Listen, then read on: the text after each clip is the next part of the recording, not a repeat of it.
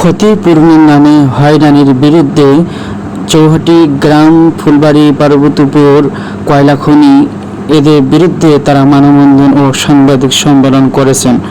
এই সাংবাদিক সম্মেলনে এলাকাবাসী সকলে একত্রিত হয়ে চৌহাটি বাজারে, কয়লা খনি বাজারে তারা মানববন্ধন করেছেন। এই মানববন্ধনে বিভিন্নজন বক্তব্য দিয়েছেন। তাদের 8টি দাবি পূরণ করতে হবে, এই বিষয়ে অনেকজন বক্তব্য দিয়েছেন।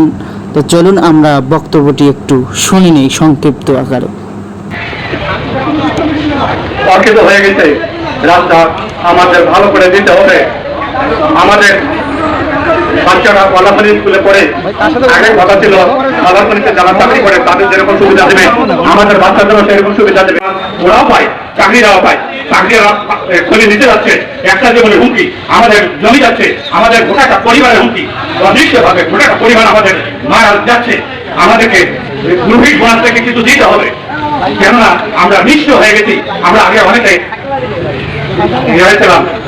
ছিলাম, এখন আমরা মানুষের বাড়িতে জমি নিচে যতদূর সীমানা পর্যন্ত কয়লা আছে, কয়লা তোলা হচ্ছে, সেই জমি পার করা হোক এবং সেই জমির ক্ষতিপূরণ আমাদেরকে দেওয়া হোক। পারবে না,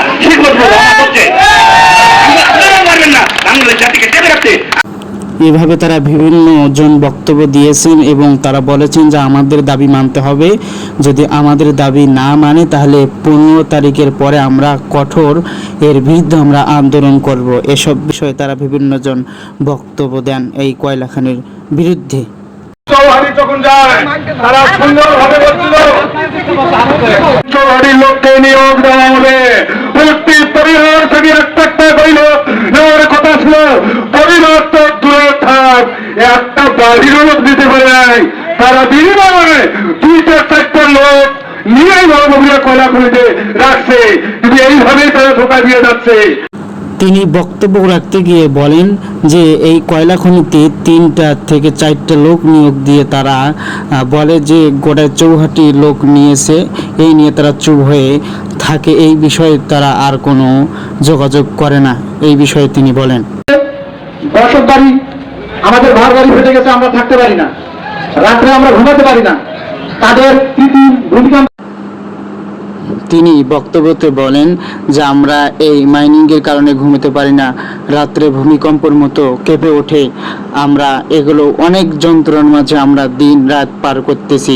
এই বিষয়ে তিনি আরো অনেক বক্তব্য দিয়েছেন। আন্দোলন যদি তারা দাবি দেওয়া 8 দাবি যদি না মানি নেয়, না কর্তৃপক্ষ কিছু মনে করে, 15 তারিখের মধ্যে আমরা যা করার তাই করবো। আমরা দেখবো কি অবস্থা আমাদের ঘরে। আমার 15 তারিখ পর্যন্ত আমরা দেখবো, আমাদের গ্রাম তারা দেখবে, আমাদের মাঠ ঘাট দেখবে, আমাদের কি অবস্থা, আমাদের রাস্তা কি অবস্থা তারা দেখবে। তারা দেখি শুনে ব্যবস্থা নিবে, কত আন্দোলন শুরু করবো।